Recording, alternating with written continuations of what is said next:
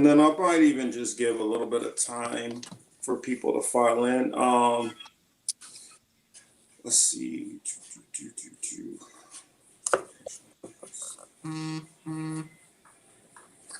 All right, there we go. We have Chris. Hold on What's good, one. fellas? What's Hey, up? Chris, how's it going? I'm all right, man. I'm alive, kid. All right. Just, I think I just came in from the hospital maybe 10, 11 hours ago. Mm-hmm. So I have to go back. Maybe like 2 weeks of scheduled surgery. So, but I'm here. Yeah, I was telling him a little bit before we clicked on, like a little short bit of our conversation that it could be, a serious ordeal. So, we're thanking God that you're still with us and everything. Everything's all right. Hopefully he keeps you around much longer for I us know, right? to edify and feed the sheep out there. But I guess we'll go ahead and start the show. This is the Political Matrix. I am your humble host, Young Morpheus, and I'm here with my colleagues and good friends, Mr. Blue Maverick Emmanuel and Cy Lawson over here. How we doing today? Well, Emmanuel, we've already heard. Are you asking me or are you asking Chris? Because I'm asking you, kind of got a little update on Chris. He'll fill in a little bit more. okay. I'm good. I was just worried about my family in Texas. I got I got family on father's side, mother's side. Both pretty much going through the same. I think they're pretty much going through the same crap going in Texas right now. So I've been worried about them, and you look back and you think, you wish you had spoken to them more often, right? Because I haven't spoken to them as much as I should have, and just literally that whole response to what was going on down there, that's pretty infuriating to me. I guess when it and especially since living in Georgia, I think what was it, 5 or 6 years ago, we had a major winter storm like that, and it crushed everything. I mean, people were stuck in their cars, people were walking, people were afraid of getting, just like Texas, they were afraid of getting carbon monoxide poisoning from staying stuck in their cars because they had nowhere to go. You had people stuck at schools. I was delivering pizzas around that time. We were 100, 200 orders down. And, some of them were finally they were you had to give up or whatever. So Texas hit home real deep on a lot of layers, man. So. Oh man, you can get the mute. Yeah, there we go. Yeah, your thoughts, Chris, on it, and I guess I guess since we've already kind of started in with one of our stories, can you let everybody kind of know, I guess what you feel like talking about with, what's been going on with you this week, and then your thoughts on what's going on down in Texas. As I titled the show, censorship and Texas hell freezes over. Well, started for me personally, what's up, fellas? I'll just get out the way real quick. My stomach wasn't feeling too right, and I had a fever on Saturday, but everything else was feeling okay. I have a flu, but my fever just was out of control. So with that being said, Sunday was the same. Monday night, I was like, I can't take this, so I went to the ER. So I went to the ER, and they gave me a CAT scan, and they're like, oh, you have a tear in your intestine, you can't go home. So that was Monday night, and I just got out of the hospital, like I said, 12, maybe 12:30, close to 1 o'clock this afternoon Eastern time. So I probably lost about 9 to 10 pounds laying in there because I couldn't eat so I ate Monday night, Tuesday, Wednesday. It wasn't until Thursday that I was able to eat or drink. So I was in there, IV'd up, doped up, couldn't eat, couldn't drink, just sitting there like, they come in for my vitals every few moments. So it was an experience though, but I want to touch on that later on in relation to just like how hospital care is in general. Going back to Texas now, I mean, I was able to follow. Oh, side note, yo, that morphine and Dilaudid, whew, I mean, I was sitting there and man, the nurse hit me with it, and I was like, "Would you just? What happened? Huh?" So I definitely, you know, it definitely had a little bit of an effect. Oh, well, I guess that's a good thing though, Kelly, because I probably had too much weight on me anyway, according to my father anyway. But so I went through that, but I was okay. But going to Texas though, I didn't fully understand. I was trying to follow. I understand that they don't have the same power grid. They have a separate power grid, right? It's not tied into the federal government. I caught that part, I thought. What I couldn't understand is, the power operators there, did they shut off the power purposely to preserve the system in some way? Or was it like, I don't understand? Yes and no. It's kind of complex. I mean, um, Emmanuel was talking about that. He has family down there. Kelly was denoting. She has some friends down there. I have a lot of family from Texas and living in Texas now, and it was a mixture of a couple of things.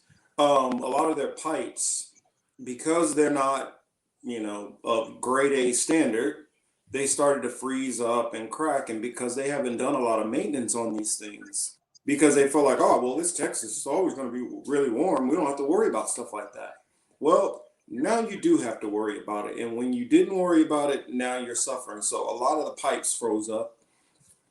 That also started to affect multiple things from there and on to the power grids. And what they started doing is they started running rolling blackouts to try to preserve some of the power, because power lines were down, freezing, a multitude of issues were going on. And because they didn't focus on, okay, well, what if this happens?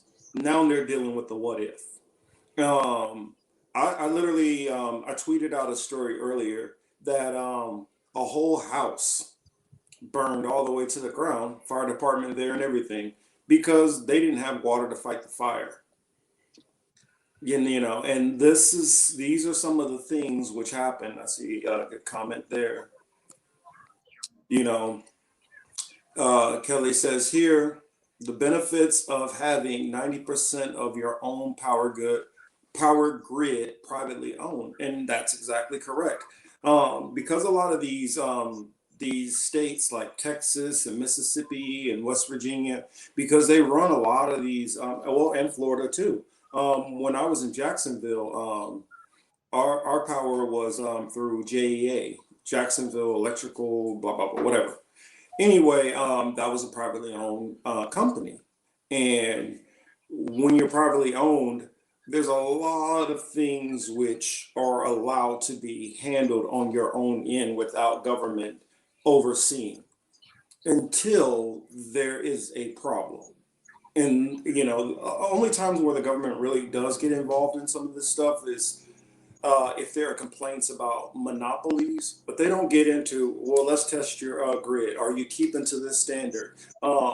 If this emergency happens or rollouts, are you able to provide additional power? How long are you able to get power up? Is it the same in all the areas, or is it this area that's a real bad problem where you maybe should address it?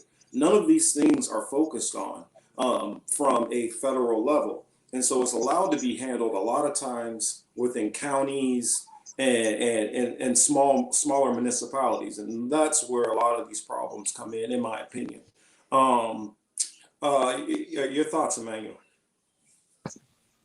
I wholeheartedly agree about the privatization problem, and especially the stories that I've been seeing recently where um, they're basically saying, oh, well, we can start charging at a premium now. So, like, I think the one story I heard was like a $600 bill, usually because, of course, because of privatization, it's gone up to what, 10,000, $10,000 or something like that. So that you're starting to hear more, you're starting to hear more stories like that, and you're starting to hear more conversations about public utility, right? Because of that exact problem, you are hearing people say, of course, what Mark is talking about, the pipes or whatever. In the South, as someone from the South, and Chris is from the South too, we are not used to handling winter weather. It's not something that we're used to particularly deal with. So with the polar vortex coming from up north and hitting all of these low-lying southern states, they are simply just overwhelmed by all of the numerous problems. I mean, you tell somebody up in Chicago, well, you're not gonna be able to walk out of the house for like a couple of days. They're gonna say, oh, cool, that's not a big deal. But like you tell that to someone in Georgia or Texas or whatever, they don't know what to do. They don't know how they're gonna handle it. So, you got a lot of people online complaining about like Texas needs to man up or stop being babies or whatever. And I'm just like, you're just not getting it. Like you are seeing a massive climate shift in real time. And especially with lots of arguments basically saying, oh, it's slow going, it's not happening. It'll take decades before we see like significant, changes in the climate.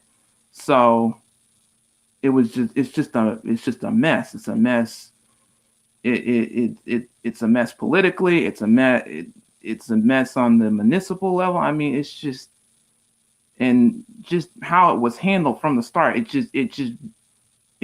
reminded me of what happened in Atlanta. It reminded me of what happened with Katrina. It was just poor. It was just poor planning all across the board. And that's pretty much how I stand like right now. Yeah, Chris, you wanted to add something? Yeah, I just wanted to, again, it's just another situation like the two that Emmanuel just mentioned. Many a time we see government from local government, the city, the state, and then the feds, they fail almost on every level every time. So it's like, what do they exist for? To me, government should exist specifically for instances like this, right? We have a natural disaster. As soon as we're able to actually get in there, like if it's snowing a lot and you can't get machinery in there immediately, but the moment you can start making progress into that town, city, wherever, you should do it. I mean, it don't stop us from progressing in Iraq or Pakistan or Afghanistan or Syria or any of these other places around the world when we want to put a huge military footprint. So to mobilize government forces here, whether it be the National Guard, FEMA, or whatever other institutions you have, even the local police, to even move some generators around to get people in certain places where they need it is crazy. All the people who died of carbon monoxide poisoning, I just read before we came on. That's so sad. You know what I mean?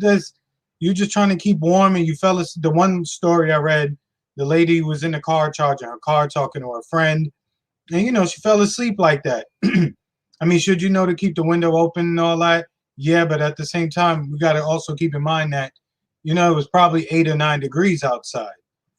I don't know if you ever been to cold, that's freezing. So it's avoidable but unfortunate. You would like to think that there would be some recourse for these companies on behalf of the government, but you can see that AOC and her people had their fundraiser. Good for them. They raised several $1,000,000. They're going to go to help towards. It's going to go to help people. That's great. The lady, Miss Jackson, Sheila Lee Jackson, and all the other representatives, they should have been telling the governors the moment they found out. I mean, they should have been telling the feds or the Biden administration at least The moment the electric company started cutting people power, there should have been a phone call made. Yo, this is the president of the United States. Turn that shit back on. We're not playing. And if there's a logistics problem, hey, these pipes are old, it's gonna bust, da da da da da. Then the feds and the government need to work together at very least. Get some generators out. I mean, we know you all have these. You have the ability to do this. If you're gonna invade Texas for its oil, you would send every goddamn thing you need, generators included. So it is nice. I'll go back to the original point. It was nice to have AOC and others raise money to get to the people who need it. But it shouldn't always take a GoFundMe campaign to get people right. All those people, most of those people pay taxes. Even if they don't pay income taxes, whatever. When they go to the store, they go get gas, they're contributing in some kind of way. Their kid go to school, da da da da da. They paying taxes, man. So government should be working for people in this way. That's what the things that they should be really railing about, as opposed to some stupid argument between their attendant and John Manchin or Joe Manchin. Yeah, I mean, good point. I mean, one of the things which I think, I guess I'll go into some stories which I've seen, which I don't feel a lot of people are talking about or maybe not think about. Emmanuel was talking about how a lot of other colder northern states, they're saying, well, they just need to toughen it up. Well, you got to understand, like, like I've lived in the South, I've lived in the Midwest, I've lived in a bunch of different places. Growing up in the Midwest, we have a snowstorm. Salt trucks are out before the storm, already putting out salt.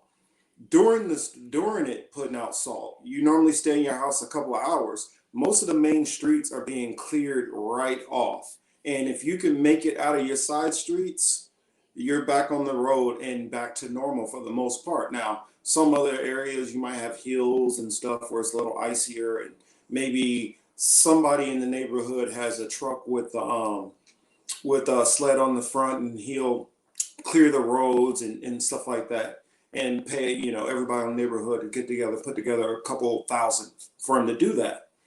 Well, they don't have all that going on in these places because it's not something that happens. They don't have tires sitting aside with chains on them ready to drive in the ice and snow.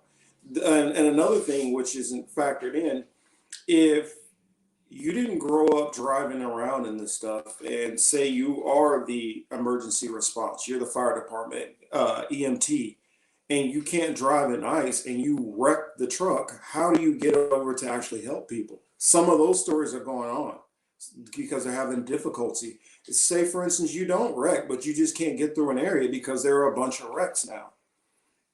People are not getting the medical attention they need. And then on a more darker note, someone else who I follow, he is in his job capacity. He goes into some of these houses in the Dallas Fort Worth area, and he's finding people who are committing suicide also due to this. And people can make their jokes about them in the South and them struggling and all that, but imagine if you are sitting on some kind of equipment, oxygen machine, and your oxygen goes out and you're sitting there wheezing and wheezing for day after day suffering. I mean, a lot of us don't factor all the different, integral different stories that are going on up under this, because it's no different than everything else that happens in America. We have a lot of cracks in the surface, and most of the time we find out when something like this happens. And so, I say for my audience, I don't think that this is a problem or hard for them to digest this concept, but just always have some sympathy for what others might be going through in certain areas, because it's a different dynamic than what we're living in. So it's not fair for us to just say, oh, well, in my area, that wouldn't be a problem. Well, you don't live in that area. Imagine if you were in that area, you wouldn't have all those governmental resources to protect you. You wouldn't have a lot of those things set up. You might live in a city where they've already worked on a backup generator system, or they listen to all of the advisement from the Army Corps of Engineers. You know, it makes a difference to in as an individual, you are not going to have any control over that. So have some compassion, because while you're laughing now, a couple of months later, your city's bridge could fall. So always be careful with that. Anything else you fellas want to add before we? I guess. Oh, wait a minute. Before we get on to another subject, I feel it would be kind of remiss if I did not bring up the senator from Texas. Now, normally I would want to go into the silly stories, but hey, um, Ted Cruz and AOC have had their feuding, and it got a lot of attention. So I guess we'll talk about it a little bit. For those who do not know, Ted Cruz, the senator from Texas, decided that he was going to book it and get out of town. So he got him a flight, and him and his family were going to skedaddle on to Old Mexico and have a little fun in Cancun, enjoy and soak up the sun. Well, just so happens people recognized him in the airport right away, and he almost literally had to break his neck doing everything he could to get back, just because of the shame and embarrassment of him being caught and found out. He tried to say, "Oh, well, I was just going to take my daughter down there and stuff like that, but I was coming right back." But if you look into it, he had to get multiple different. He ended up flying back economy, I think. I mean, he had to switch his ticket a couple of times just to get the nearest thing. So he got back right away and then claimed that, "Oh no, I was just gonna drop them off," and that was the whole plan. So I guess Emmanuel, you first. What do you think? Because I know Chris will definitely have some fun opinions. Okay, well,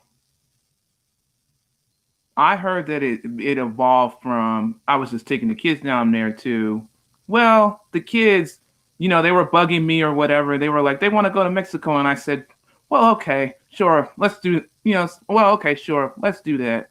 And on Chris's note about, AOC, fundraising money, I'm just like, it just kind of seems like a political GoFundMe, right?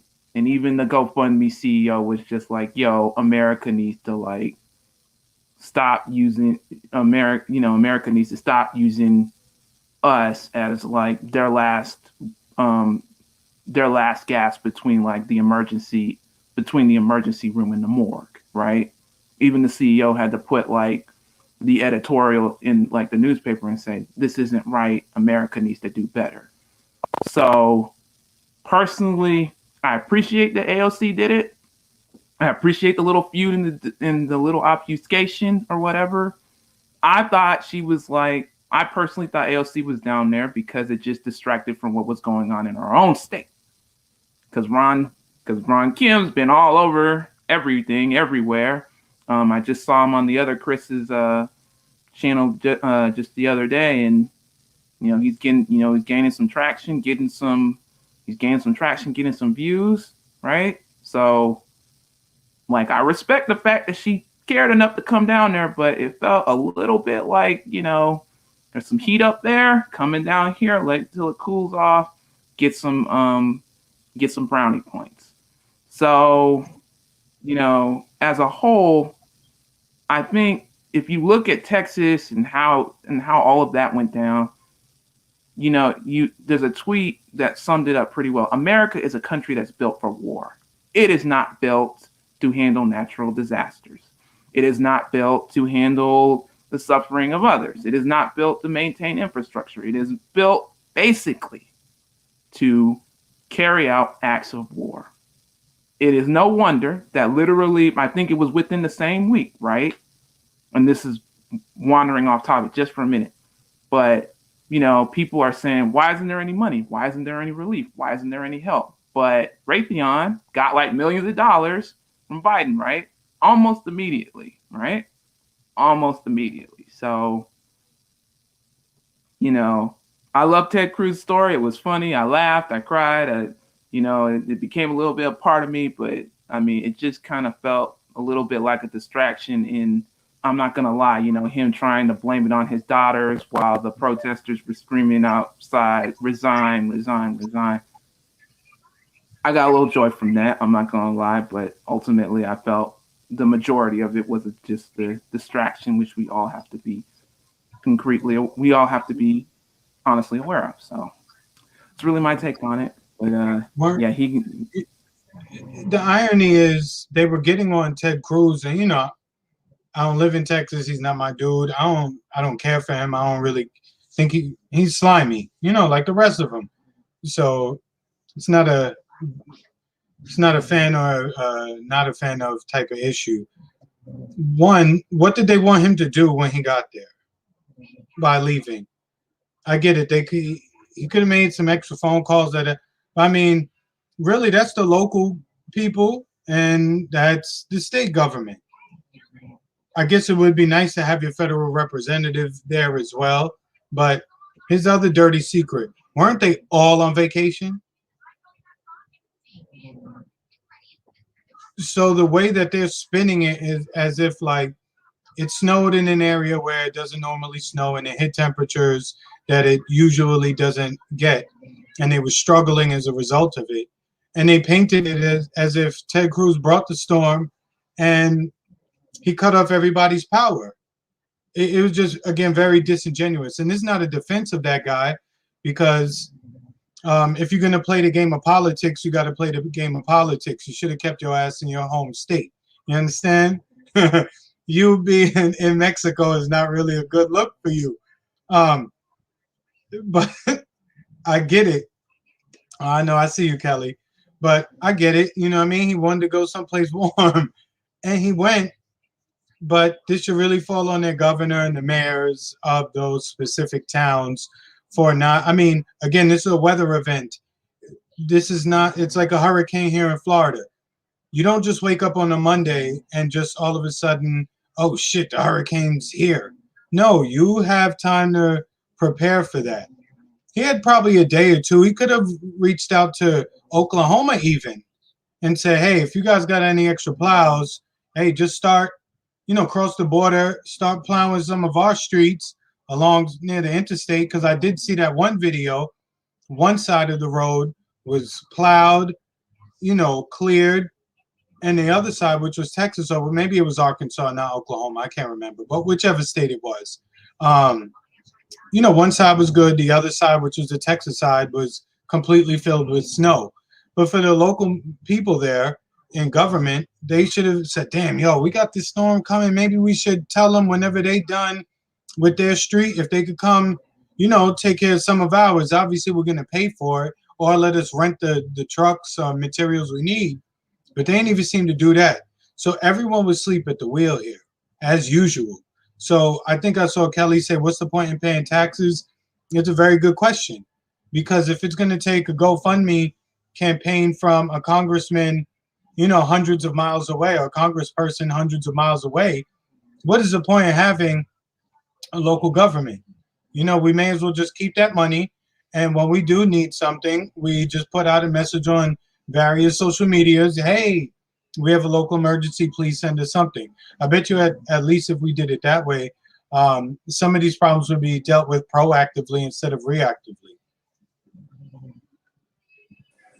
I mean, basically, as far as the whole Ted Cruz thing, the only thing he could have really did, I put Sign's comment up here because I wanted to go into that one. But the whole thing is about appearance, and a big part of being a politician is you have to keep up appearances. If there's a storm going on in your state and you look like you're fleeing and leaving your people behind, that's a bad look. If he was smart, a way he still could have left perfectly fine is he could have made have a little, I guess, what do they call it, press conference.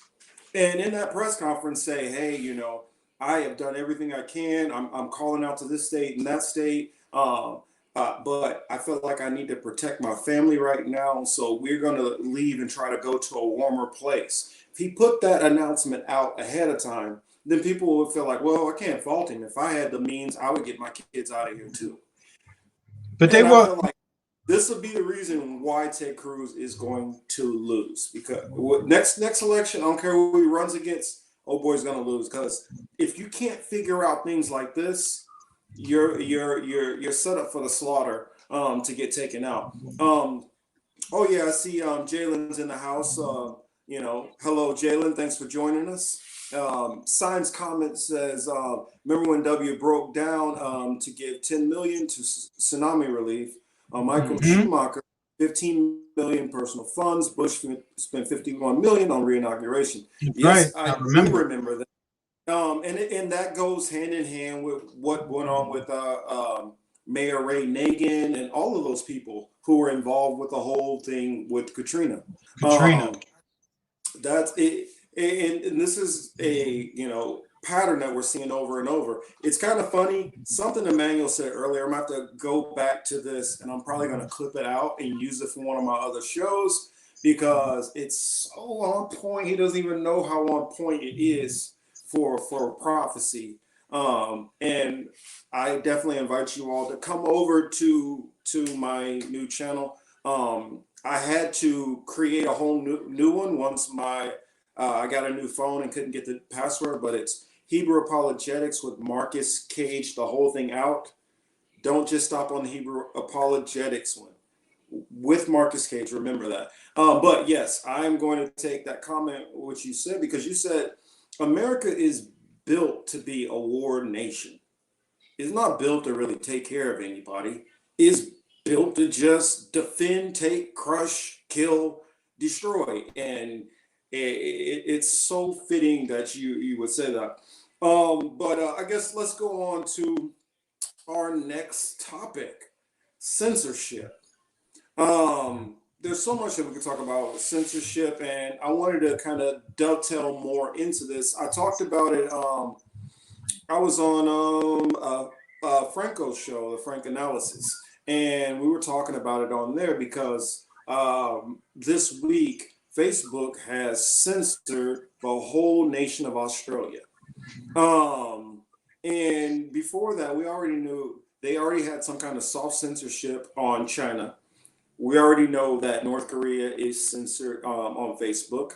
But what I want people to keep their eyes out for, that censorship on China is going to go up to the level of North Korea. They're already testing out Australia. So if they can get away with banning the whole nation of Australia, then I say, honestly, I believe that that's just a tester to see how people react, because I believe that's setting up to take out RT. And a lot of people are focused on going after Trump and the right wingers and all this stuff like that. But what I'm telling you, we need to be watching out on is the attack on the right wingers might be the faint punch they're throwing, just to throw the real punch they want to throw on the actual left. And it's the same thing with this Australia thing. Australia could be just a test to see, oh, are they going to bitch too much, or America's going to bitch too much? Oh, they're not? Cool. So let's go do Russia. Let's go do RT, and anybody who's affiliated with them. And then let's go on to that. Let's go even further. Let's go and take out Al Jazeera next.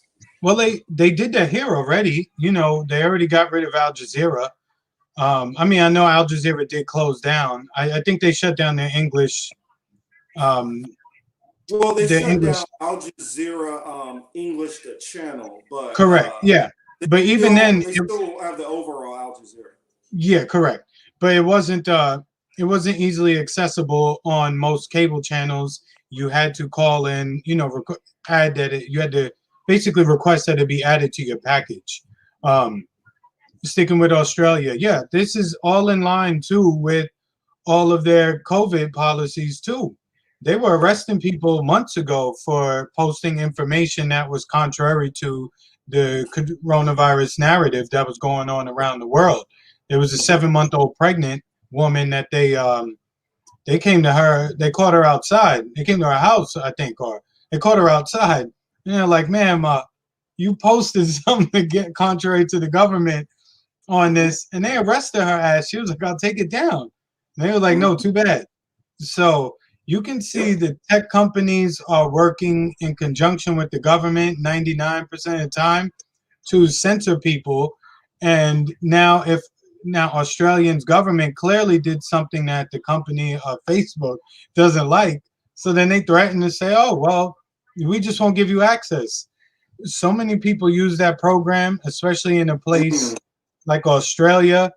That's really big, you Yeah, know. what you were saying. Let me read this comment to Yeah, go go ahead. along with it. No, I'm looking at it. Kelly says, I own a little radio station. Biden's FCC just upped all the fines for indecency, obscenity, and what they deem as fake news by 10%.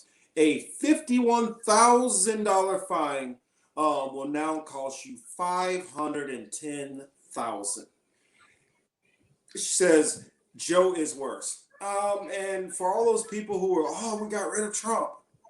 I really want to hear you all say that in about another 6 months. I really want to hear, because there's some of you can kind of, oh, well, Trump, well, this, that. Give it another 6 months, and I think it's going to be undeniable. What Kelly just showed right there. What more evidence do you need? But sorry, Chris, go ahead. No, like you said, it ties right into it. So, um, these Facebook, a lot of people use that to keep in contact, not just to share pictures, but a lot of people really use that. So if you take that from people, they don't really have a lot of ways of communicating with a lot of the people they've met over the years. So it's serving as a way to separate people and to censor information. So it's really like a combination blow, like we see all the time. These people don't just do one. They don't just stab you once, right? Their weapon is like a fork, if you will. Every time they hit you, that's 3 holes in you. You know, so it's never one. You got to watch for the hook. Go ahead, Emmanuel. No, I was just talking about death by 1,000 cuts. I was just, I mean, that's literally what we're seeing. I mean, I don't know if Marcus knew about it, but they're literally setting up the government's literally setting up the little meeting with like the CEOs to ask, well, how can we have more censorship? How can we do more? How can we how can we censor more people? And when when Kelly's sitting here complaining about the FCC, I'm like, who was the dude that was under FCC under Trump? I don't know if it's the same guy, but I'm assuming it's probably the same person. If it's the same person, that guy's pretty much bought and sold, and censorship is just a hop, skip, and a jump away for him. It's not. Oh no, it's somebody different now. It is? Oh wow. Okay. Yeah. Yeah, it was Michael O'Reilly, I believe. I just quickly looked that up. That was the guy. Okay. No, I thought the guy for Trump was Pie. Was Oh, I did Pie, yeah, but oh, you mean yeah. Let me see. He might still be there. No, he's gone. No, he's gone. Oh, yeah? Okay, cool. I didn't. Yeah, he's definitely gone from what I remember. I was wondering, crap. I keep forgetting to bring it up, because I was gonna bring it up like probably 2 weeks ago. There was a clip of I don't know, Chris, if you Jessica remember. Rosenworcel. Jessica Rosenworcel. Rosenworcel. She is. Let me see. This article is just from last month. She's interim. Oh yeah, because they have to still be confirmed for me. I believe so. Right, they have to be voted in. They have to be voted in and confirmed. Like well. Yeah, but interimly, they are able to enact this these changes. So that's the person we have to. This is a name that we all need to remember, because especially out there, I know Kelly has her station. I know Thomas out there. Thomas has his channel. We all definitely need to be paying attention to these people, because these are the people who are sitting back from their ivory towers and decide, you know what, I don't like what they're saying. That needs to be shut up. That needs to be shut down. I mean, what was it? Sagar just talked about recently that I haven't really gotten on it before, but Clubhouse, they're already trying to get in and shut Clubhouse down. the New York Times. They're writing article after article going after Clubhouse. And from what I understand, Clubhouse, all it is a platform for you to get on and have conversations. Correct. Yes. And article, in the article, she alluded to, I can't remember the story, but she actually alluded to the problem is information and subjects are being allowed to be talked about without without being monitored from There's two main, uh, but there are two from an main topics though. authoritative source. But there's really two main topics that they really don't want people talking about. It's the 2020 election, and it's information pertaining to both the coronavirus itself and the vaccine. Those are the two major things they just want no discussion over. Congress is bringing. I'd add one more. Which one? And I would say religion. Oh yeah. But that always kind of goes without being said. But they'll tolerate that to a certain extent. The other two, there's no room for now. As long as you're speaking the happy, joy, prosperity doctrine. Because correct, yeah. In China, they just started seizing books. That's what I tweeted out earlier. That they were not books. I mean, seizing Bibles for anybody coming into China. And so the censorship is increasing in that area also. And the thing about it, which I find interesting, on Clubhouse, a lot of the bigger people who are on Clubhouse is more religious people. So I find that interesting. Well, they had a big celebrity push. There was a lot of celebrities and financial people basically giving out the game for free, and it was real exclusive at first. But the venture capitalists behind Clubhouse, they had to find a way to continue to monetize the platform, so they did have to expand it to the masses. I suppose that will be good until it's not. I haven't used it yet, but I can just imagine. But it's a lot of talking. If you think Twitter's a lot, like just to read, it's a lot to go on there and do a lot of talking and listening. That might be a little overwhelming. And I don't know if I would have the time to participate in that. Well, it depends on what it is. It seems like it's more set up for debate formats. Okay. I find a lot of people who they come together with either opposing viewpoints, or they try to trying to figure out solutions. Most of the political people I've seen on there, they've kind of maybe been, okay, the subject might be MMT. And so they're going in detail, pros and cons and their viewpoints and why they agree or not, or capitalism versus socialism, or religious side. You have arguing about doctrines. It's just been more of a conversation for people who are in a particular lane to be able to have more unadulterated, unfiltered conversations without nearly as much censorship. And one of the issues that I hear complained about the most by a lot of elite media is Clubhouse is set up where if let's say us on the panel, and I invited Kelly and Thomas and Science, we're all going to have a conversation about something. Nobody outside of this can just jump into our conversation. Just like if we all went out for drinks and we're sitting at our table, we're having our meal, drinks or whatever, it's our conversation. It's nobody else's business what we're talking about. And so Clubhouse is set up that way where you can have private group conversations. And the issue that they're upset with is that they can't jump into the conversation. They can't control the conversation and say, hey, we think that's false in the conversation. And you need to say this and say that. If people are talking, let's say, about the pandemic, and they're trying to give all these holistic or natural remedies, that they say, hey, try this or just try that. And even if it doesn't work for COVID, it's not bad for you. So it's not going to harm you. So it's not going to harm you. And they don't like the fact of not being able to have any control in those conversations. Well, it's funny real quick, it's funny you spoke of that because there was an article. Should have saved it. I think maybe it was on CNN, one of the big boys sites. It says vitamin C and zinc is not helpful against coronavirus. Wait, I saw that. I actually read that. I actually read that article. I know the article you're talking about. I could not believe they said that. I could not believe it. I was Vitamin C is now not helpful.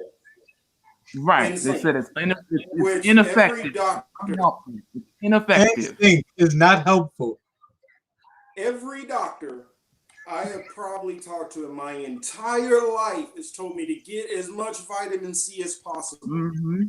Vitamin Inhale C every bit of is vitamin for C. your every immune day. system, so your body can naturally fight back antibiotics, bad antibiotics. And now they're telling us, Wait. And then Chris was now the after one who 40 actually brought up the years, article. I Chris need was to the believe, one oh no, who vitamin C brought is up the bad article. now, and zinc. Right. Chris brought up the article, right? And I was like, you know what? Very, very soon, they're going to start bringing up vitamin D, right? They're going to start saying vitamin D ain't good for you either. So just waiting for it. Just waiting for it. But Chris brought Well, that up. I remember. I I was think it on was with like over. somebody who No, Emmanuel brought did up, say that. Emmanuel said, "Yo, the next thing, vitamin D, no good." oh, well, I was just hearing a big controversy about, oh, well, do you realize that some black people can't absorb vitamin D? And so what they really need to do is they need to take supplements for it. And I'm like, you know what? I'm just going ahead and just cut to the chase and say this. You worried about black people and vitamin D and sun and all that. White people got a much bigger issue to deal with the sun. So let's not worry about black people's vitamin D intake. Let's worry about why the sun is trying to kill a lot of white people. But anyway, on to another subject. Yeah. The vitamin D thing gets under my skin. It does, because it's so minuscule, that number which they're talking about. I know the study, I've not read it. It's talking about, honestly, mixed people of color who are a little lighter skinned, who have all kind of different other Y chromosome mixtures. So it's like, guys don't even know exactly what the hell you're talking about. So, but they are pushing that vitamin D nonsense. Let's see. Oh, and Thomas, thanks for adding that in there. Thomas says all vitamins help boost the immune system. My own doctor said that too. The establishment is now trying to say otherwise when it concerns COVID. Exactly. I mean, why is it all of a sudden in this day and age? I mean, we've had all these years, all these different SARS and whatever stuff going on. They've never advised us, don't take vitamins anymore. I mean, this at what point can we all start saying, hey, something's not right here? And I'm not wasn't necessarily worried about them coming after us. Like I've said numerous times, and I will not change my stance on it. Just like on that video which they decided to take down, I do not trust the government, and for very good reasons. And because some more than likely ultra tech billionaire who doesn't have the ancestry that I have is going to tell me, oh, well, you should just trust. Well, sorry, you don't have the background I did. So until you have that background, then you can tell me that. But until you have it, then I'm not gonna listen to a damn word you say or trust you. Just like I don't trust any elites. So I guess we should just see when we go into like health supplement stores or even a gas station or your local pharmacy, all the vitamin C that they sell, the emergency they sell, we should just ignore that. Like they should just pull it from the shelves if it's so ineffective. But again, it's how this whole shit is inverted. What's good is bad, what's bad is good. You know, what's needed isn't, and vice versa. And it's just madness to think that you would actually put that in an article. So, we should move on from this one because I don't want to get this video pulled like we did last time. And we didn't even mention the Fonz. I can't even think of a different name off the top of my head. So we'll just leave them that's alone. right. Yeah, Signs, I haven't forgot what we talked about. I am still working on those code names. I'll give you one pretty easy one to figure out. I'm not going to be silly like somebody This one host I heard, he gave out this name, but he had already used it for this person and said it was them on video. So I'm not gonna say who it is. No, I'm pretty sure now one that dude my calls it the audience. cornholio virus. I can't remember who it is, but that's kind of funny. But I consider this system. Um, I already said that one, so I'll come up with a new nickname for it. But there are some shows which I will refer some of you all to go and view if you're not familiar, pop culture wise, and then you look at those people and see if you see correlation to people in the real world. And I will leave it all up to you for your determinations on who. Especially my favorite one, I will give you guys homework. This politician, I consider Lena Terrell from Game of Thrones. I'll let you guys look up that character and see who you believe is close to them. And then that is that person who I'm talking about there. So I'll leave it at that. I guess while we're still talking about a little bit of the censorship, let's go back to some early censorship. And I feel like this is not thought about because we think about censorship in the modern day. We think about all of the different lefty platforms, mostly who were involved with the force to vote. Almost everybody got cracked down on directly after that. It didn't matter if you did a bunch of videos or a couple of videos. If you did any of those videos, you found some form of censorship. Or even if it wasn't a video and it was just through your social media, you got some form of censorship. But I say, let's go back past that. Let's go back past worrying about the Cold War. Let's go all the way back to some of the greatest philosophers.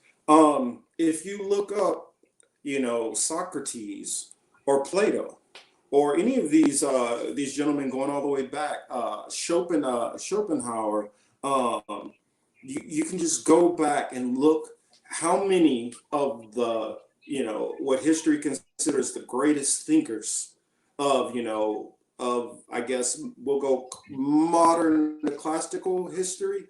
How many of them were either assassinated, had to run and flee from their home country, from country to country to country, were exiled, or thrown in prison? How many? And I would ask, not ask, but once you figure out how many people that we're talking about and how many different leaders, you have to ask yourself, why is it all of these people who are speaking a nonviolent message are such a threat to people who have guns, money, and power? Why are words that scary to these people?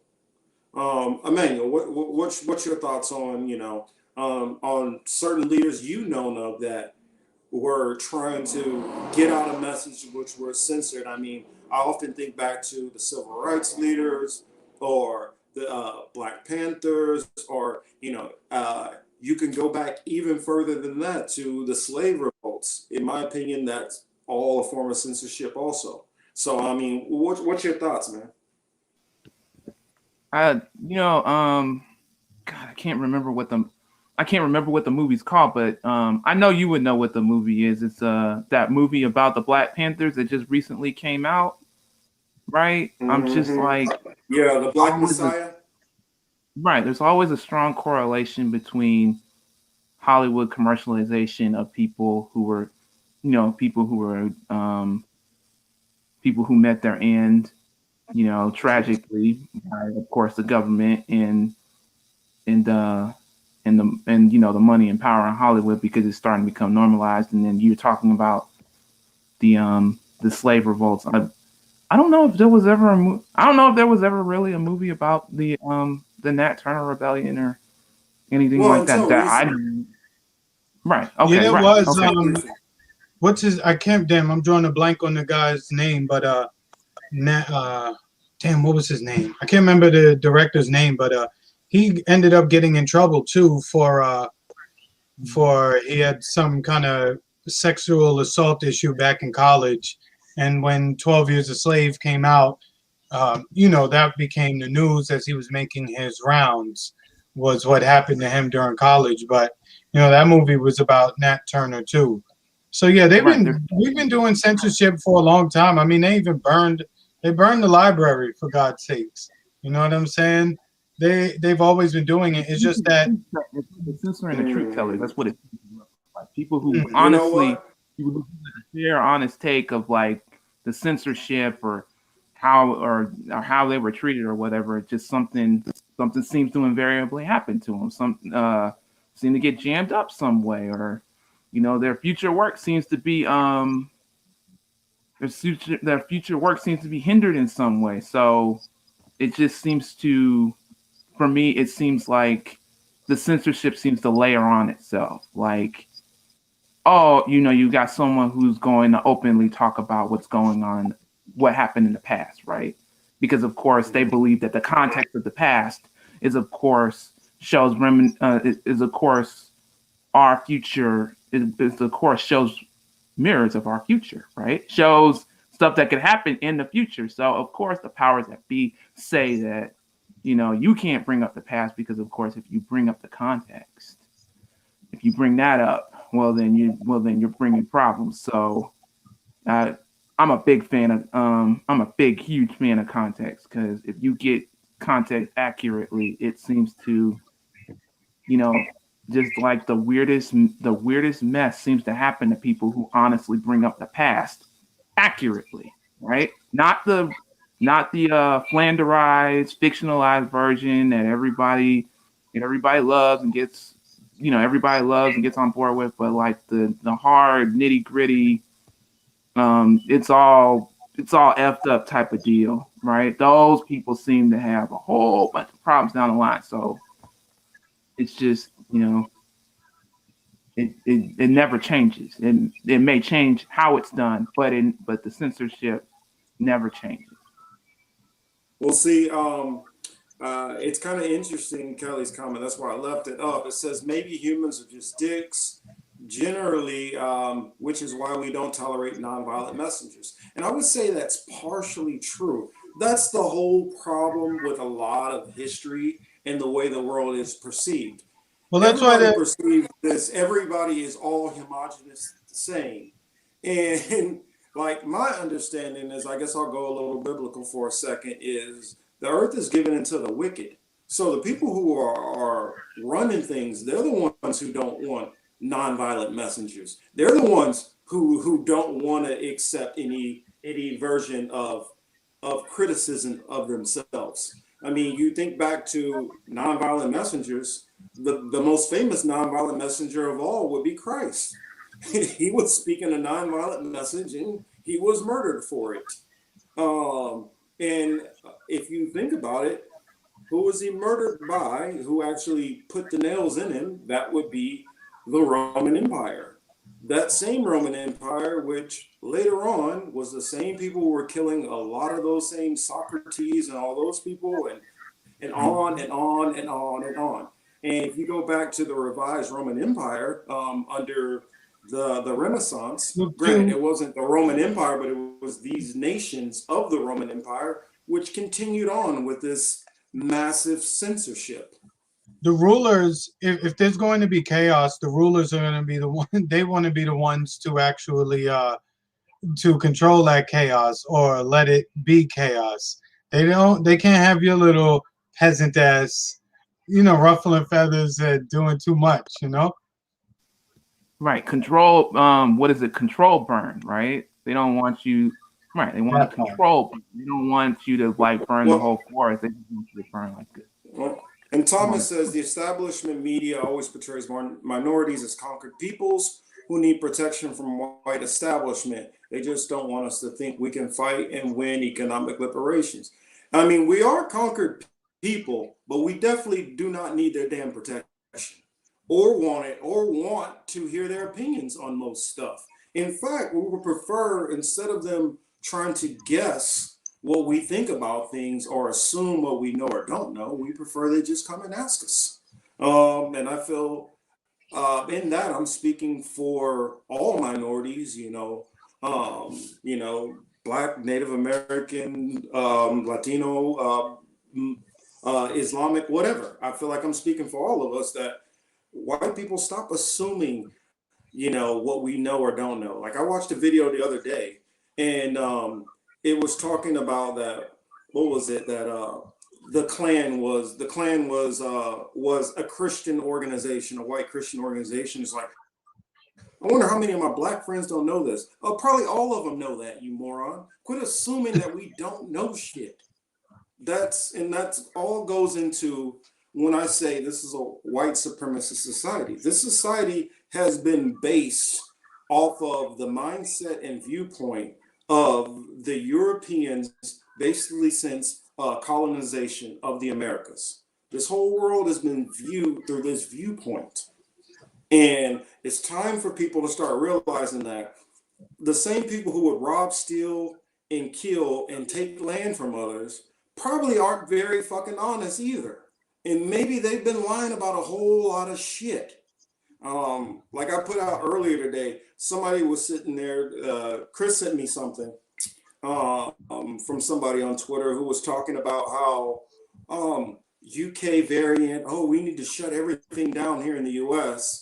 Or you're literally trusting some kind of experts who decide that they need to shut everything down when you're in the next tweet talking about we can't trust the oligarchy. Well, can you trust the oligarchy or can't you trust the oligarchy? Because if they're ripping you off on this one end, then why do you think they're helping you over here? I mean, the disconnect, I don't get what goes on, especially in this lefty, frame. You got to understand, your enemy is your enemy is your enemy. They're never doing anything for your best interest. If they are doing something, it's by accident. Or there's some way they're benefiting that you just don't see. That's what you need to understand and stop believing that any of these people are on our side. Let's see. What is that? Let's see. What do you guys think about HB 40 discussion? Is Chris, that in New? Is that in New Mexico, Kelly? Is that what you're referring to about the private prisons and their efforts to like try to end it? If that's what she's referring to, I think it has to do with private prisons. New Mexico looks like they're trying to get rid of them. That's a good thing. I would just hope that they're not building more state prisons. But look, I'm of the mindset the less private prisons that exist, the better. If we need legislation to do that, then that's great. I'm all for it. I don't like putting people in jail. There's only probably like a handful of crimes that you really should do time for. The rest you should really be dealt with by the public or your victims, as far as I'm concerned. Mm-hmm. Well, Kelly says also, I doubt Herschel Walker is worried about reparations. Exactly. He's not worried about reparations. Neither is Beyonce, neither is Jay-Z, neither is Kanye. And that's the problem. A lot of our so-called black leaders, once they get their piece of the pie, they don't give a damn about the rest of us. That's what the problem is. I mean, if you look at blacks and Latinos and Native Americans, their median income is somewhere between 25,000 to 35,000.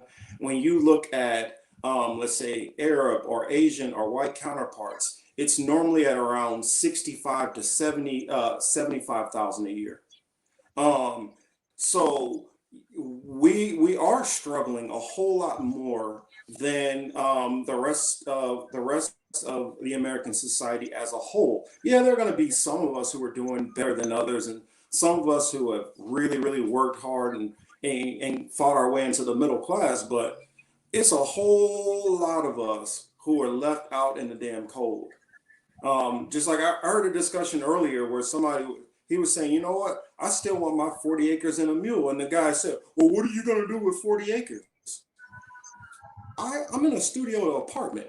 You know what I would do with 40 acres? 40 acres is a lot of damn land. And land is wealth. But a lot of our people are so destroyed from a lack of knowledge, they don't even understand what 40 acres and a mule translates to today. They don't even get that. Or what if you had that 40 acres and a mule, what that translates to in interest from that time period. It makes sense. You know what's funny? Even if you read it, I'll put it up on the screen. Like, it's a joke to me. They're just emotionally manipulating you to think that something is possible when it's not. And also, if you're paying attention real close, you could clearly see that it's not about getting you a check. You know, I'll put it up on the screen. Give me 2 seconds, guys. One, two. Kelly, I have heard about that bill. The Secretary's response was, of course, as always, but it is not.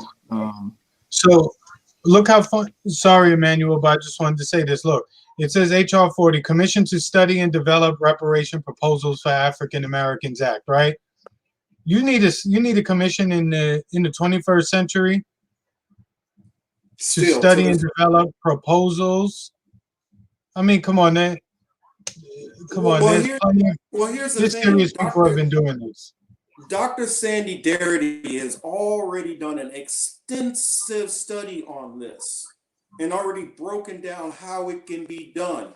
Anybody who is still going back to HB 40 or any of these other legislations on researching, this is just a way to avoid and to dodge and to look like you're being busy. It's kind of like somebody used the reference the other day.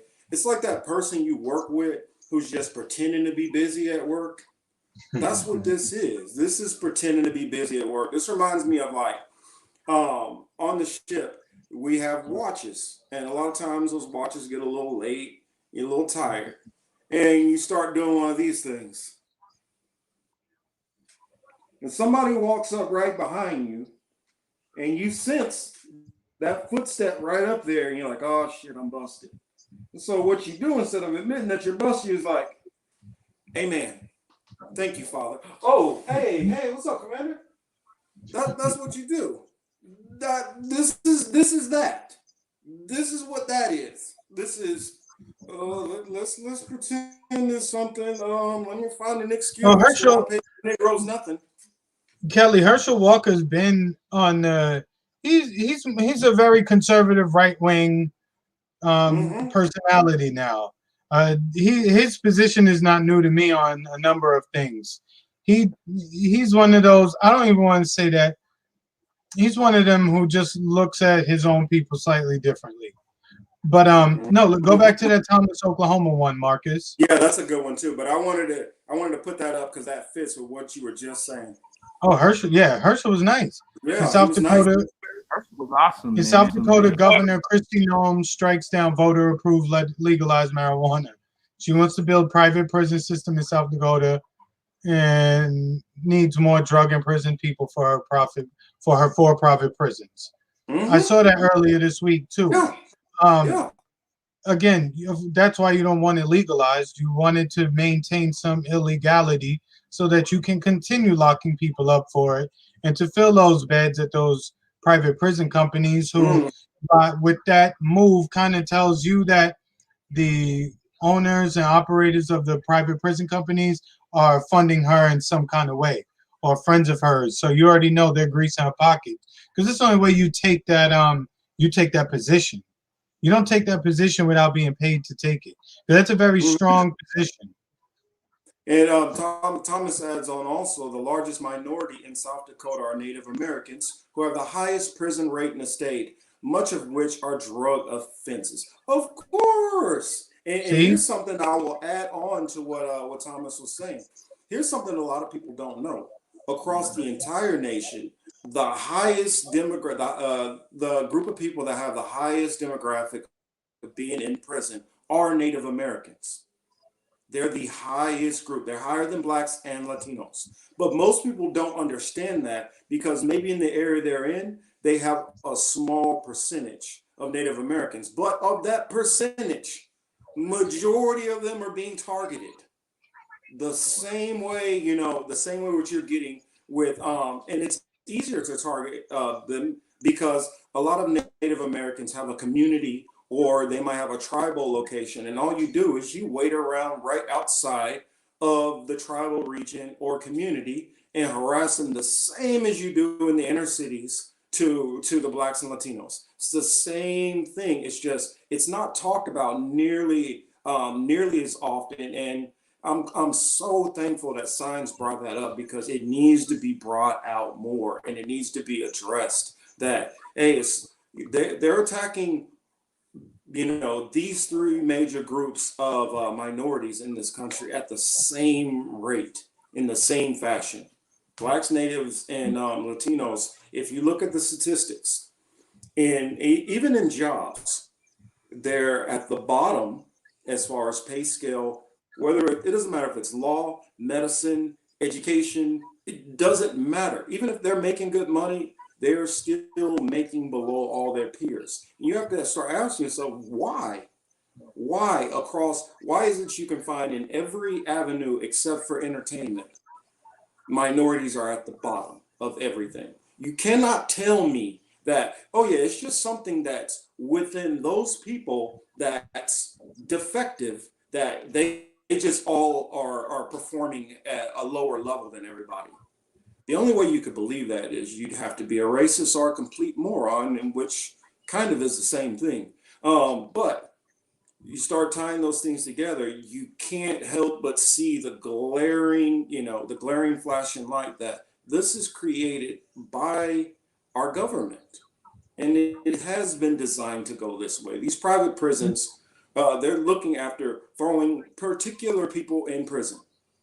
And look, since we brought up the topic of bud, cannabis, marijuana, whatever you want to call it, again, that should have long time been legal. The Democrats, and this will tie it politically, this is why I have beef with them.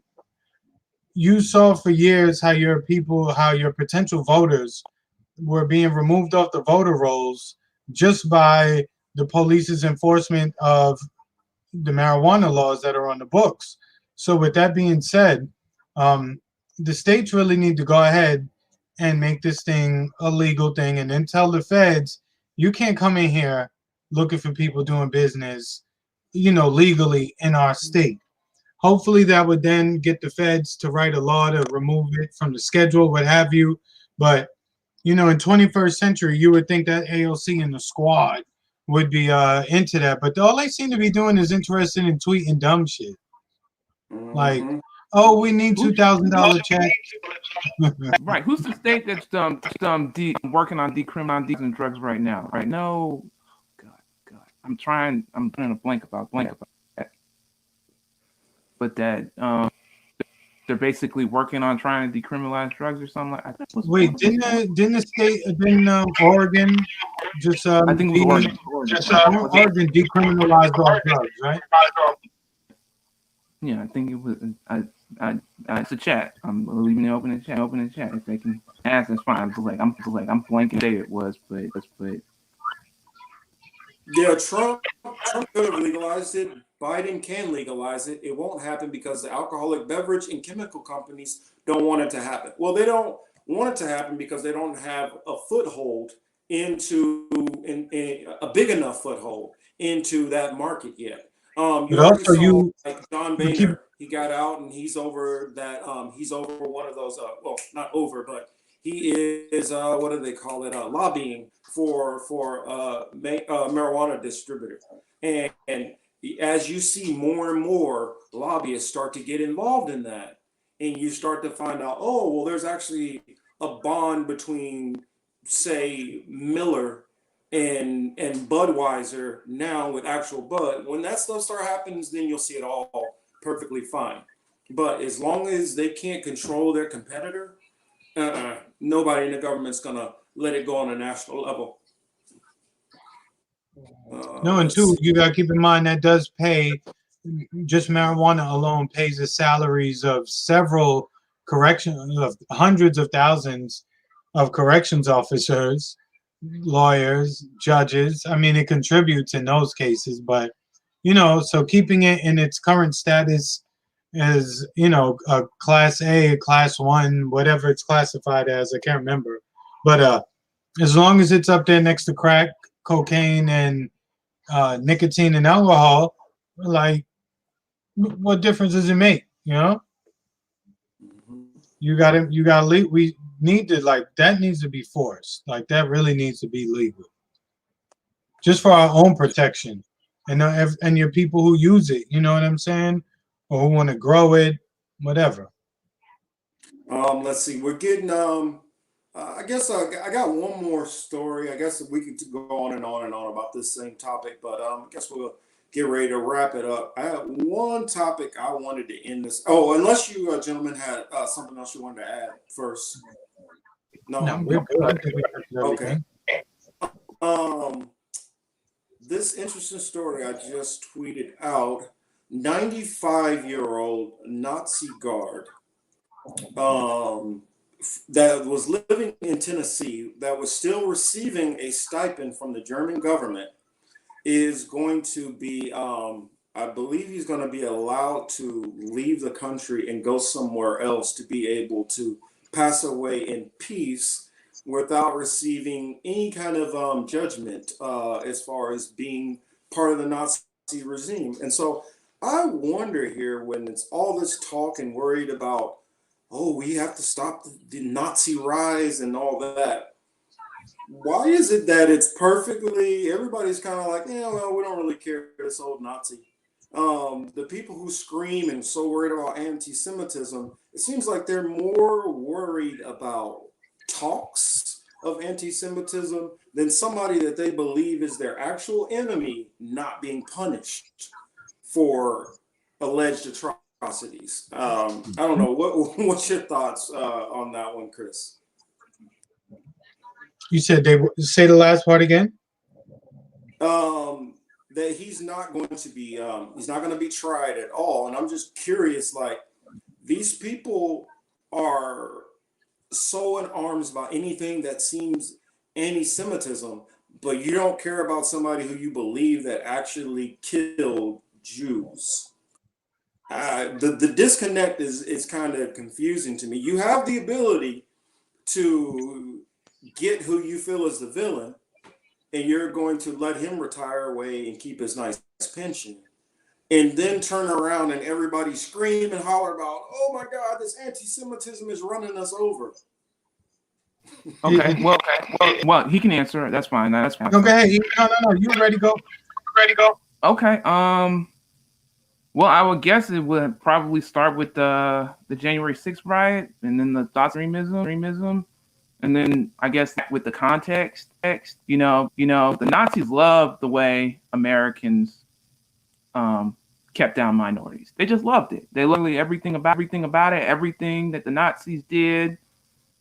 They emulated off of everything that America did. So the optics of this old Nazi dude being, carted off and carried with final resting place, with the rise of extreme right, rise of white power like that.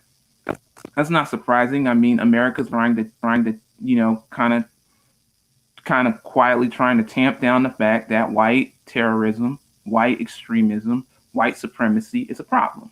So of course they're going to let the man shuffle off they're going to let the little old Nazi shuffle off into his mortal coil, because if they give him a spotlight, well, what does that say? Well, people will bring it up. People will. Yeah, I hear that, but I think it's always been there. So I mean, I don't get it. I don't think this one old man is going to tie on what's wrong. I'm just talking about so many people have almost like against Nazis. Well, the Nazis are a dark mirror of us. I mean, a dark mirror of America, right? They're essentially us, right? They're essentially off of us, right? So, I mean, it's a door, it's a door type of issue. No, you never want to look at the You never want portrait. You never want you never the old decaying picture because reflection of himself. That it frightens it frightened him. So, but I understand what you're saying, Marcus. Just America has a very hard time able reflective on its own mistakes or its own shortcomings, own flaws, and exemplifying would bring up questions. We'll have questions like why or it just brings up a lot of questions that I feel America doesn't want to answer. With reparations, they were, the Biden administration gave a pat down answer and said, "Oh, we're doing enough to solve systemic racism. We don't need to do anything in regards to reparations." If they don't want to talk about it, they don't have to. If they don't have to talk about it, they won't. So that's all I really. Thomas, this was an actual real Nazi. Like he really is like traced back to the German government and all that. And I was just thinking, like, in school, we have to hear there's all these atrocities that happen around the world to so many people.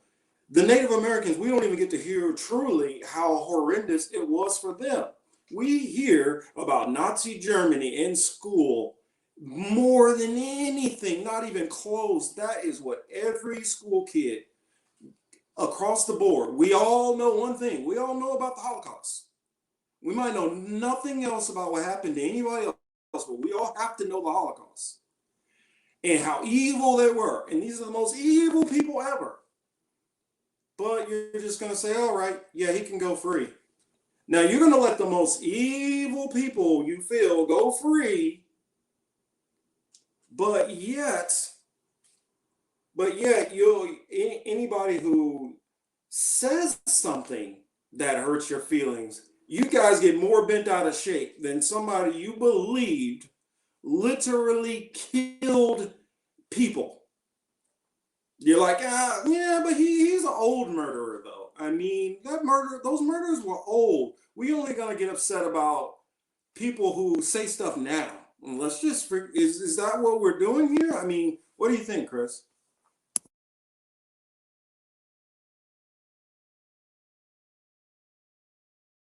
Oh, you're on mute. Chris, you're on mute. Got it. Yeah, sorry. No, you guys had looked frozen for a while, so I was asking if I was the only one who was still on. But man, Marcus, I agree with the shit you say, you know what I'm saying? So for me it's like I'm not a yes man, but I just happen to agree.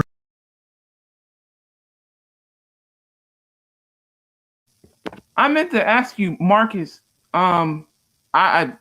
You are correct in saying we've always heard the concept of Nazism. I mean, we've always heard the Nazis are bad, Nazis are evil, and blah blah blah, and that's what we grew up with. I mean, but how old were you when you found out? Oh, hey, the Nazis love the concept of our manifest destiny. The Nazis love the concept of the Jim Crow laws. The Nazis love the concept of going after specific, putting specific minorities in like specific camps. So I would say easily from, I would say 7th, 8th grade is when I start hearing about that type of stuff. Directly, like 7, 8. Yeah, I read different books earlier at that time. Honestly, this is gonna sound a little weird, but yes, I did read books about the Holocaust when I was like in 6th grade, and at like 12 years old, I was already because I was always into history, so I was always reading about that stuff. But I always found it interesting that mm, I would hear more and more layers every year and about Poland and Ukraine, and it was always more and more and more and more the whole story. And was Anne Frank, everything you could find out about Nazis.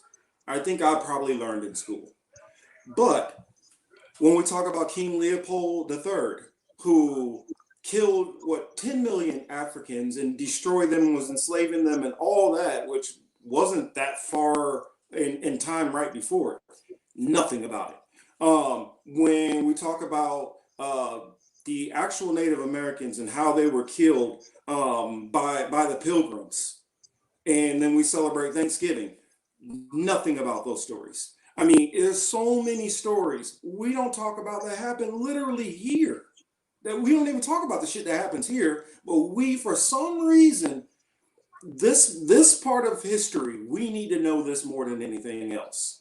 And for me, that has always been a huge red flag. Okay, let's go. I'm not going to speak as a denier, but let's just compare numbers on something. Holocaust, 6 million. The number is 6 million Jews. King Leopold, 10 million. Let's go into how many people died in Russia during World War One. Do we ever talk about the Mao dynasty? How many people that died there? Do we ever talk about sub-Saharan Africa? What happened there? Do we ever talk about anything that is not about European history? And we get focused on Europe's history without even focused on our own. In school, do we ever talk about actually go in detail about the Tuskegee experiments? Do we? No, we don't talk about any of this stuff. Puerto Rico is a part of the United States, it's a Commonwealth. Do we talk about anything about Puerto Rico, any Puerto Rican history in schools at all? Do we talk about Hawaiian history? Do we even talk about how Hawaii became a part of the United States? We don't. We don't talk about none of this stuff that is key to our nation. But every year, every single American kid has to know everything about the Holocaust. That's not weird to anybody but me. Super weird. No, I had a teacher. Yeah, I had like I was in high school. I have friends, and like Thomas was saying, he spoke about the Native American Holocaust, MAFA. He spoke about he's about a whole bunch of stuff that wasn't in any of the English books, history books. Whitewashing of this world is one of the most dangerous things face of the earth. It is absolutely utterly dangerous. How much white only will keep from minorities, but just flat out altogether from the math. It wasn't until doing this program, I'm grateful I knew him because the honest didn't have to do literally anything. It wasn't in his job description. It wasn't in any of that. So for him, that's extra 10 or 15 minutes out of the day to point out the books I should read or history or background, because it was always I went to affluent white high school, and there was always this smart ass white kid who was basically who would base out off something, and he would just have to spend like a good 10 minutes putting him in his place. So history, you don't know anything about history. You know what? And what is everybody's history, which means you don't. So I'm always with that because he didn't have to. He didn't job description. Oh, I was going to say, let me say the last thing where Kelly said, sorry, I'm Nazi fatigued. I can't say that anywhere else but here. Correct. Yeah, I was hearing the echo too, unfortunately. But, I'm tired of it too. Every single thing, if someone in charge of a position is Jewish and you know what's so funny though? Everything is anti-Semitic except for the shit you use on Bernie Sanders. Then that was okay. There was no charge of anti-Semitism when it came to him, and that's kind of funny. If you look up my tweet, which I just put out. In fact, you know what, Chris? Can you pull that up? Pull up my Twitter and the tweet that I just put, because for one, Kelly put that out that she's sorry, she is Nazi fatigue. We all are, and if for instance, let's pick a random person. a random group of people, let's say the Uyghur Muslims. If Uyghur Muslims were in charge, would they not bitch about the Chinese all the time? Let's be honest. Now, Correct. everybody has the right to share what's happened to them and suffer, but we got to remember, you're not the only ones who have had crap happen to you. And this is let's see, is that oh yeah, that's the one right there. Oh no, is it the one at the top? Yeah. Oh no, not that one. Well, the one that I was putting up is about anti-Semitism. And my thing is, for one, you need to learn, all these people who scream about it need to learn what the hell it actually, what the term means in the first damn place. Yeah, that's the one. Um, let's see. I put an excuse to the white people out there listening. No disrespect, but I said, hey, white people, anti-Semitism is bullshit. One group of white people don't make up even close to majority of actual Semitic people. Learn what the term really means before weaponizing it. On top of that, why are so-called Semitic people allowed to be racist as fuck, penalty free? And I put Mr. Sacha Baron Cohen. He loves to do all of his racist things. You can go through Howard Stern. All of these people can get away with saying or doing any damn thing they want about blacks and Latinos or whatever. The next picture in there I put was Nick Cannon. Nick Cannon said his comments that blacks are the real Jews. Now, he's not wrong there, but some of the other things I don't agree to entirely to it. We can hash that out later. But the last comment in there, Henry Belafonte said is what was it? Slave masters don't want their slaves to speak, of course. Mm-hmm. And that's what I call this. If I get in and say, I can sit there and criticize a large group of people, numerous people after people after people, but there's two groups of people, which I know I can never really, I got to be on eggshells for every damn thing I'm saying. And the reason why is, old saying goes back to is, you can't criticize who's in charge, basically. Now, you can say, oh, well, we're not in charge. That's it. You're trying to say that's anti-Semitic, but you're the one who is shutting everybody up who does it. So obviously you are in power. Obviously those things are true. Now, something I'm going to go into in depth on my other page, and I hope you all come over to Hebrew Apologetics with Marcus Cage. In that one, we're going to go in depth on some of these things and more of these issues.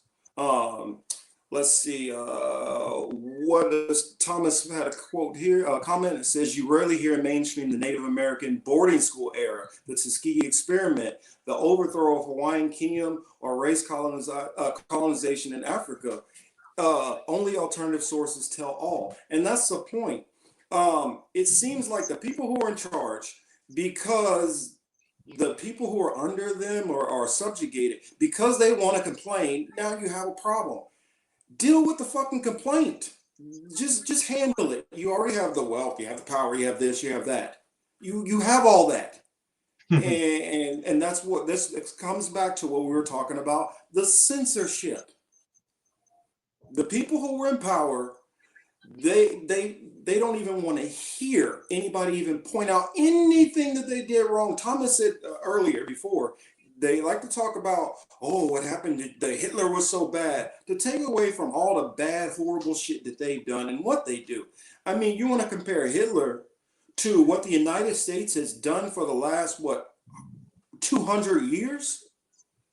I mean, you easily can just go down to Hitler was just a blip. Bolivia, Costa Rica. If we look at it that way, he was just a quick snapshot. He was just a blip in history compared to some of them, man. Let's see. And Thomas says one more. What he says: I support Jewish rights in Western world, but I'm strongly against Israeli Zionist state imperialistic policies on the Palestinians. They're annexing Palestinian lands as we speak. I guess I will handle this last comment a little careful because I want to keep most of my stuff getting deeper into that stuff on my other channel. But I support anybody's right to their religion.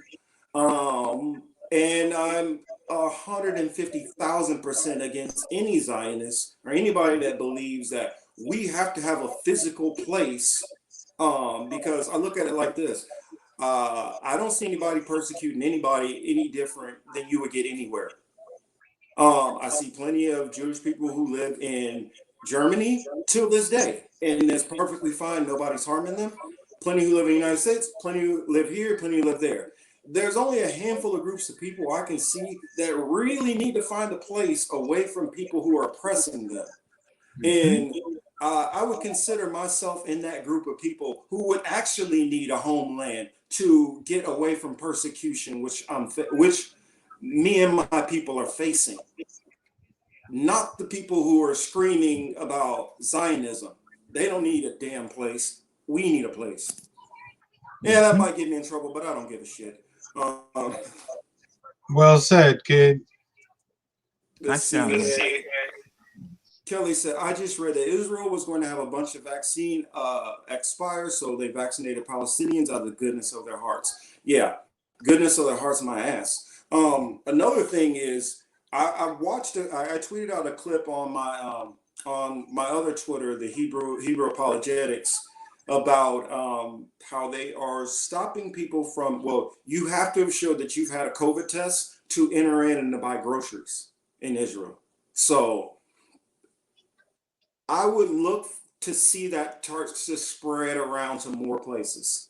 I wouldn't expect that that's just going to be an isolated thing. I wouldn't be surprised you start seeing it in, little by little, worked in through different fabrics throughout Western world and throughout the U.S.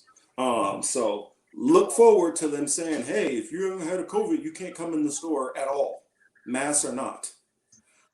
Yeah, Thomas, truth does hurt, and that's what it is for a lot of these people. It's not like any of us are saying, hey, we want to physically, we want the right to physically go and harm you or do any of this or do any of that for all the atrocities you've done to, free descendants of slavery or natives or anybody. But we're not going to be silent and try to pretend what you did didn't happen. It's like if somebody farts in the elevator, we're not all going to pretend like we don't know it happened. I'm going to turn around and I'm going to say, he did it, just like I'm doing now. So I guess with that said, I guess we will wrap it up. Please, please, please make sure to follow my new channel. Hebrew Apologetics with Marcus Cage. I just put out 2 new videos the other day, and I have a lot more coming. So please check that out. And please keep your eyes open for more short videos that I will be releasing on what we've been thinking. Sorry for the group of us. What we've been thinking. I'll be doing more short videos. And what was it? It was one more thing I want to share. Oh, if you are not following my all of my handles, please follow all my handles. The one which I have what we've been thinking, Hebrew Apologetics, and the Political Matrix. On that video, I will be uploading all of the content for all 3 shows. Won't be any tweets or anything on there. It'll just be the video. So if you guys want to be able to find it while you're on Twitter and retweet out any of our clips or videos, as Chris and Emmanuel start to do more interviews on other channels, I'll be adding all that content in there also. So any of our interviews we do on other channels, I will be putting all that content in there. So hopefully you all follow me on that one for those videos. And I appreciate everybody and coming to join us tonight. I appreciate the back and forth conversation. Eat a sandwich. Yeah, he needs to. I probably need to let the man rest. He's had a lot of he's had a rough week, and He's literally fresh out of the hospital. So I was gonna try to I was trying to convince him that, man, you can rest. Me and Manuel got it, but he's a soldier. He wanted to get back out here. He wanted to talk to y'all, drop some knowledge. So I appreciate him for being a soldier and muscling through it.